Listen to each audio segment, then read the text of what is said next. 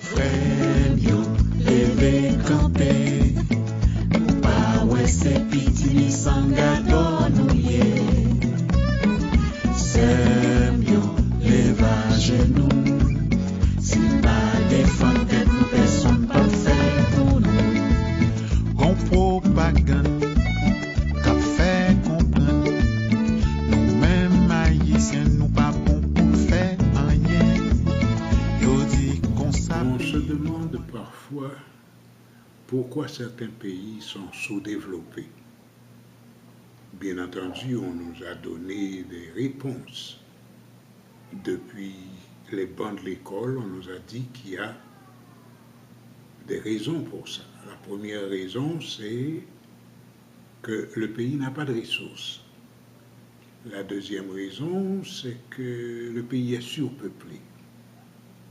La troisième raison qu'on n'évoque pas directement et pas ouvertement, c'est que le pays est habité par, disons, des personnes ou bien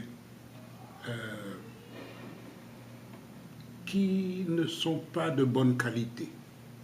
Autrement dit, on parle d'infériorité raciale. Comme je vous ai dit, on ne parle pas très haut de ça, mais c'est très, très présent dans l'esprit de plus d'un. Le pays que je connais le mieux, c'est Haïti. Et je peux dire que ces trois raisons, pour moi, ne sont pas valables. Il y a une quatrième raison.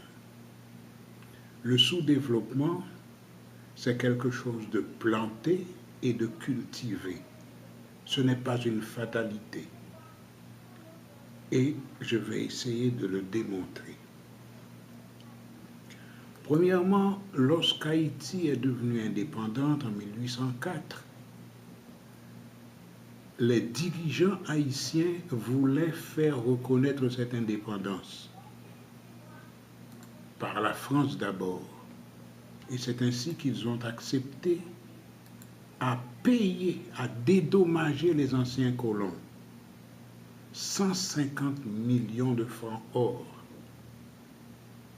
Bien entendu, cette somme a été diminuée et est arrivée jusqu'à 90 millions de francs or. Ce qui veut dire que Haïti, au commencement de sa vie indépendante, n'a pas eu la chance de pouvoir accumuler du capital pour son développement. Il a pris aux Haïtiens près d'un siècle pour payer cette dette que pourtant nous n'avions pas contractée.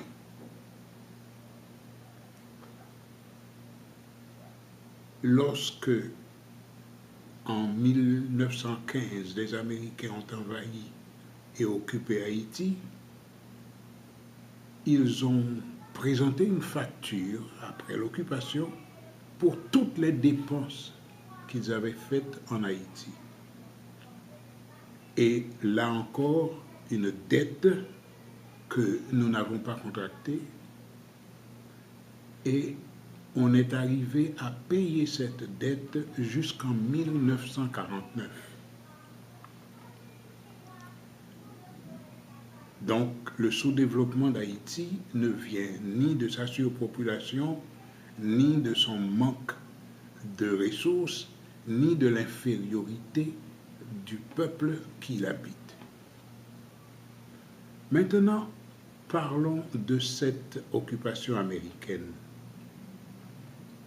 Lorsque l'occupation est venue, il y avait d'autres pays de la Caraïbe qui étaient aussi occupés. Cuba était occupé, la République dominicaine était occupée. Alors, les Américains ont investi massivement dans la production du sucre. Mais il y avait des dizaines de centrales sucrières établies à Cuba, des dizaines en République dominicaine, et en Haïti, il n'y en avait qu'une. Mais il y avait un plan pour les Haïtiens. c'était les Haïtiens qui devaient aller couper la canne à sucre à Cuba et en République dominicaine. On a organisé une nouvelle traite des Noirs au XXe siècle, pas avec les Africains d'Afrique, mais avec les Haïtiens. Et tout ça, toutes les dépenses de l'occupation ont été repayées par Haïti et en plus, nous avons fourni une main-d'œuvre à bon marché à Cuba et en République dominicaine. Comment voulez-vous qu'un pays comme ça se développe? Ce n'est pas la faute du peuple haïtien, ni du manque de ressources, ni de la surpopulation. C'est parce que tout simplement, c'est le rôle qu'on a assigné aux Haïtiens. Et ceci ne s'est pas arrêté après la désoccupation. Ceci ne s'est pas arrêté. Comme vous voyez jusqu'à présent, les Haïtiens sont la source de main-d'œuvre à bon marché dans presque toute la Caraïbe et aux États-Unis, au Canada, etc. Le sous-développement, je le répète, ce n'est pas une fatalité. Le sous-développement est planifié, implanté, arrosé, et c'est pour cela qu'il y a tant de pays sous-développés dans le monde.